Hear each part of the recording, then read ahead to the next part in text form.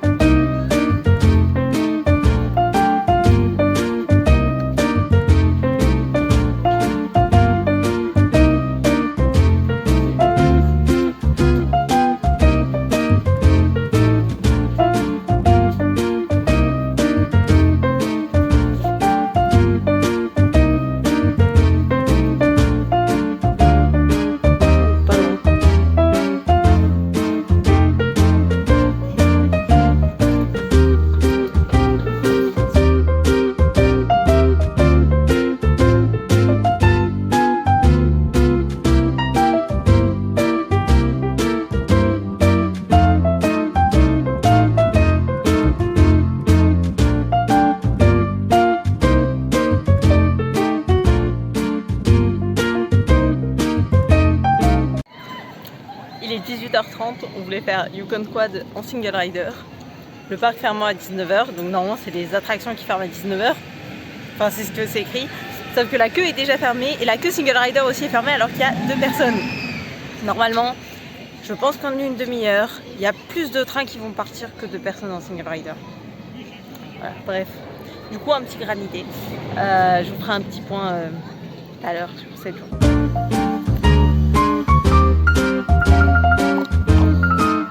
Et j'étais en train de monter, de finir d'ailleurs le montage du vlog Opale et je me suis rendu compte du coup qu'il n'y avait absolument pas de finale, de conclusion. J'étais sûre de l'avoir tourné, en fait j'en suis sûre et certaine de l'avoir tourné, mais impossible de remettre la main dessus. Donc on y va, sachant que ma visite Opale remonte à il y a 1 an. Oui, mon vlog est très en retard, je sais. Du coup je vais vous dire vraiment ce qui m'a marqué au final, ce que je garde de cette visite 1 an après. Ce qui est je pense peut-être au final assez bien. Désolée du bordel derrière, mais je voulais un meilleur point pour m'appuyer.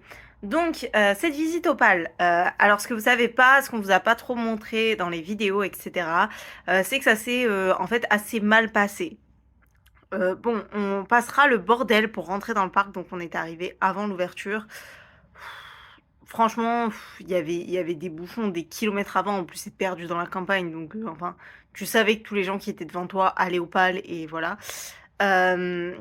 Donc un bordel monstrueux pour rentrer dans le parking, qui est gratuit, je tiens quand même à le dire. Et ensuite, pour prendre les billets, c'était quand même assez le bordel, et pour rentrer, bref, c'était assez bordélique en soi, sachant qu'en plus, quand ils nous ont fait rentrer, les attractions n'étaient pas ouvertes. Alors qu'il était quand même, genre, je crois, déjà 10h. Et les attractions n'étaient pas ouvertes, il y avait que la partie... il y avait une partie, la partie zoo, parce que vous l'avez vu.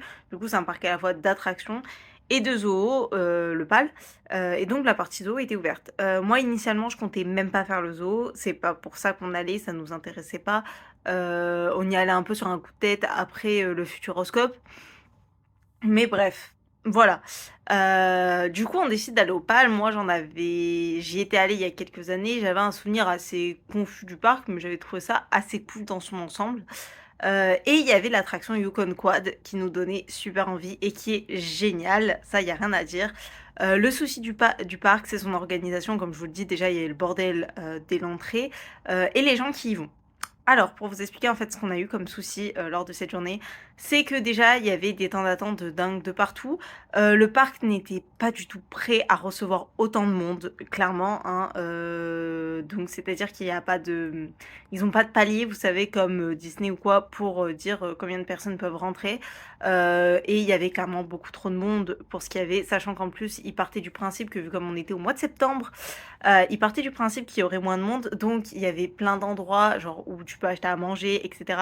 Par exemple, toutes les attractions, aucune ne proposait de photos. Enfin, si, beaucoup d'attractions proposaient de photos, mais tous les points photos étaient fermés par manque d'employés, par manque de personnes en fait présentes sur place. Pareil, les endroits pour prendre des glaces, à un moment donné, genre, il faisait super chaud ce jour-là, et j'ai lu que, oh bah ok, on va prendre une glace ou quoi. Il y avait une queue, mais pas possible. Genre, je me dis, mais il y en a pour combien de temps? Et là, il y a un employé qui passe et qui me regarde, il me fait, oh ben là, il y en a pour au moins 1 heure. Pardon? 1 heure? Pardon? Genre, tu rigoles pour prendre une glace, frérot. Et il n'y avait pas non plus 150 personnes hein, qui faisaient la queue pour la glace. Mais vu comme il n'y avait qu'une seule personne, etc., qui servait au fur et à mesure et qui encaissait, forcément, ça rallongeait le temps. Bref, du coup, des temps d'attente de dingue. Je vais être honnête avec vous, je crois on a fait les attractions majeures, oui. Mais on n'a pas fait tant d'attractions que ça pour une journée où on était de l'ouverture à la fermeture. Voilà, et du coup on a décidé de passer une partie de l'après-midi donc dans le zoo, alors je vous avais dit que de base on devait pas le faire. Pourquoi? Parce qu'en fait ça s'est très très mal passé. Il faut savoir que dès le matin en fait, déjà j'ai dû faire une demi-heure de queue pour aller faire pipi.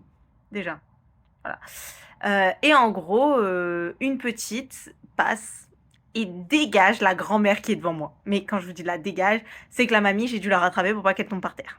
Donc je fais à la petite, je lui fais bah non en fait tu fais pas ça. J'ai fait même si c'est pressé, chose qu'on peut comprendre parce que nous on est des adultes, j'ai fait tu demandes, tu pousses pas les gens comme ça. J'ai fait non. Le daron est venu, a commencé à m'insulter, a dit qu'il voulait se battre avec moi, etc. etc. Et j'ai mis 20 minutes à trouver un personnel, quelqu'un qui travaille dans le parc pour en fait, qu'au final les Morgana ils me fassent, «Oui et alors? Ah d'accord. OK, ça se passe comme ça chez vous?» Les attractions, c'était une catastrophe. Il y a des attractions où il y avait écrit genre 35 minutes d'attente parce que vous savez qu'on calcule la queue par rapport à, bah, la queue qu'il y a. Voilà, et en fait, il y avait toutes les 2 3 personnes devant nous, en fait, tous les on va dire tous les un groupe sur 2 où il y avait à peu près il passait de 2 personnes à 9 10 15 personnes parfois. Voilà, notamment dans les raftings, où c'était un sketch pas possible. Je suis donc allée voir des employés pour, bah, me plaindre et me dire: «Mais en fait, c'est quoi ça?»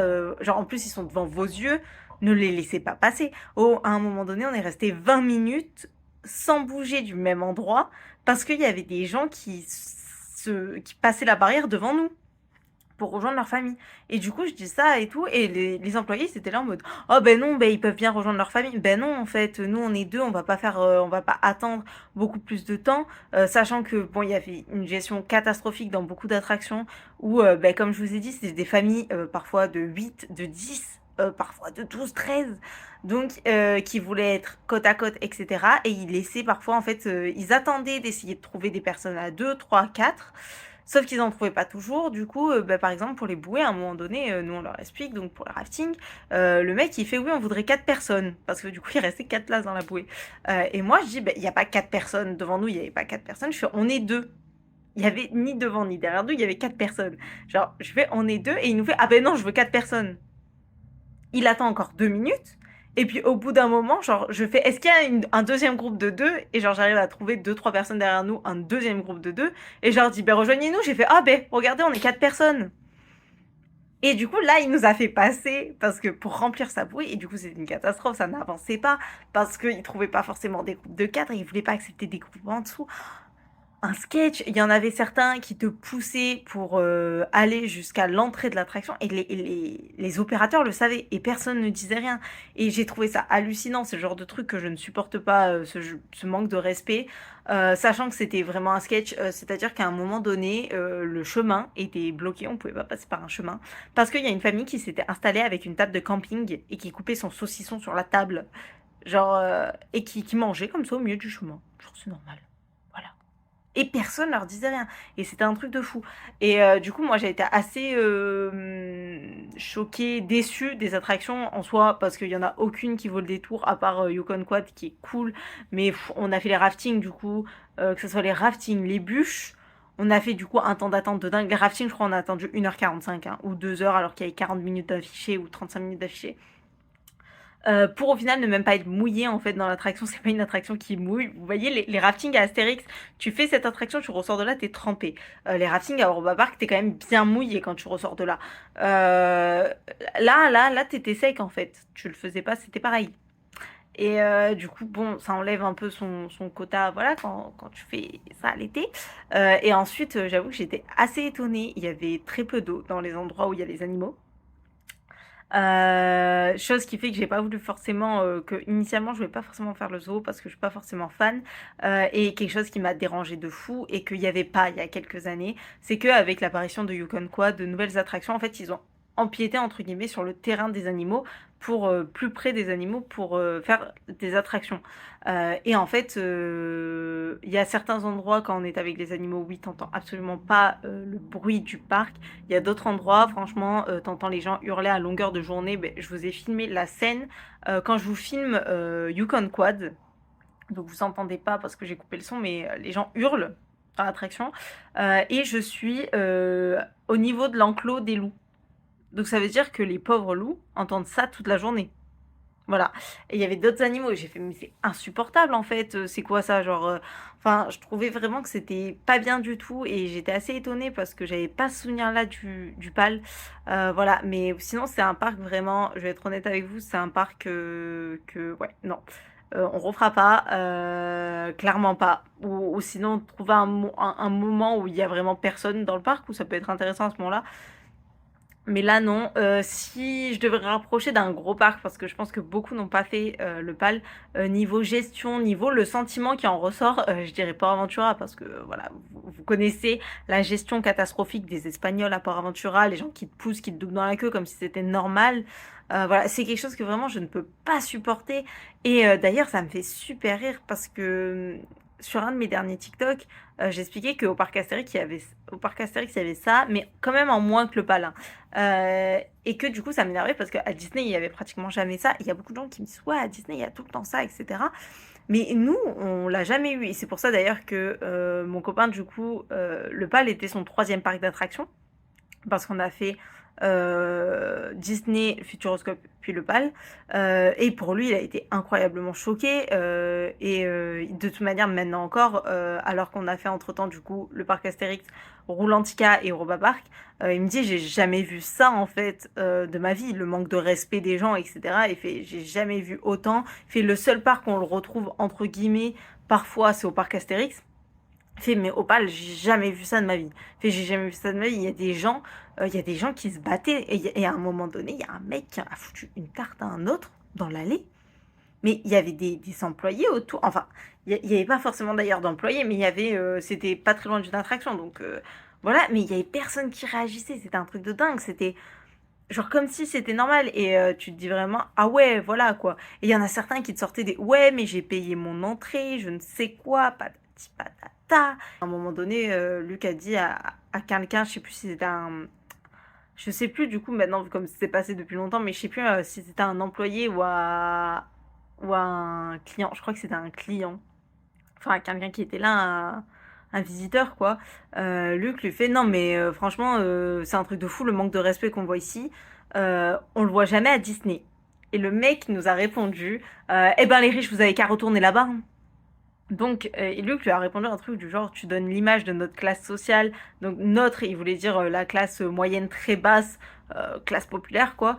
Vraiment dégueulasse, en fait. Et c'est ça l'image que la plupart des gens ont de la classe populaire. C'est ça. Et d'ailleurs, c'est un truc qui choque tout le temps plein de gens quand je vais à Disney. Parfois, quand on dit qu'on est étudiant, qu'on est boursier, qu'on a tous les deux grandi dans une famille monoparentale avec des mamans qui sont handicapées, qui ont beaucoup de mal à venir à leurs besoins, etc., qui ont fait beaucoup de sacrifices, etc., les gens nous disent, ah bon, bah ça se voit pas dans votre comportement. Et c'est un truc qui me met moi mal à l'aise. Et parce que la première fois qu'on m'a sorti ça, j'ai regardé, j'ai fait, ah bon, pourquoi? Ça veut dire que vu comme je viens d'une famille qui vit un peu à l'arrache, niveau financièrement, ça voudrait dire que en fait je manque de respect à tout le monde. Mais en fait, je comprends ce que les gens disent quand tu vas dans des parcs où on va dire que c'est plutôt la classe moyenne et que une classe moyenne basse et que voilà, c'est ça. Et je comprends en fait la réaction. Honnêtement, je ne referai pas le PAL, pas avant longtemps, pas avant d'être obligée limite. Si un jour le PAL me dit venez pour voir et tout, on s'est amélioré niveau tout ça, bon ben je reviendrai peut-être, mais là non. C'est pas forcément le parc que je vous recommande le plus non plus, hein. Il y en a des bien mieux en France. Mais j'espère quand même que cette petite vidéo vous a plu. Si c'est le cas, n'hésite pas à liker, commenter. Si t'es déjà allé au PAL, raconte-moi comment ça s'est passé dans les commentaires, je veux savoir. Je te dis à la prochaine pour de nouvelles vidéos. Ciao!